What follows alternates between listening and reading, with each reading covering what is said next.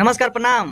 तो आप लोग सबके सुबह वीडियो में बतला दे रहे हैं कि भैया अगला वीडियो हम बनाएं तो प्रूफ और सबूत के साथ सच्चाई रउआ सबके बतलाएं कि भाई गाना चोरी कैसे भइल और के गाना चोरी कैले बा, भाई खेसारी लाल कैले बारन या पवन सिंह कैले बारन। तो रउआ सबके बतला दी, हम पहले ही बतला रहे हैं कि भाई थंबनेल में देख सकत नहीं कि चोरी के कर सकता है, सब जानत भी बानी कि चोरी के करला। तो गाना तो चोरी भेल बोला के बाद बा भाई शर्ट भी चोरी हो चुकल बा। शर्ट चोरी नहीं के भेल भैया, बट शर्ट के जौन कलर बा रंग बा उ 2 कॉपी खेसारी भैया के पास भी बा, पवन भैया के पास बा।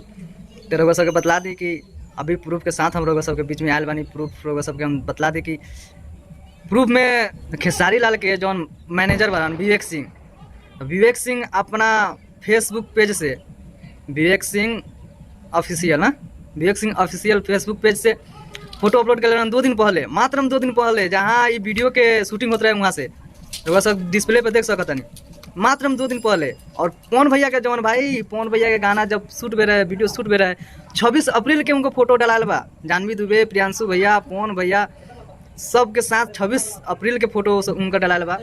तब रउआ सब देख सकता नहीं कि भाई वीडियो केकर पहले शूट भेल बा। और रिकॉर्डिंग भी सबूत रउआ सबके पास आई, जरूर लेके आएम।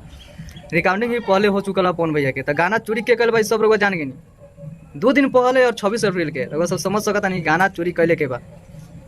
ई रहना चाहिए रउआ सबके का माने मन में बा कि भाई गाना के चोरी कैले बा, रउआ सबके विचार कमेंट करके जरूर बतलाएं। मिलता है नेक्स्ट वीडियो में, तब तक के लिए नमस्कार प्रणाम।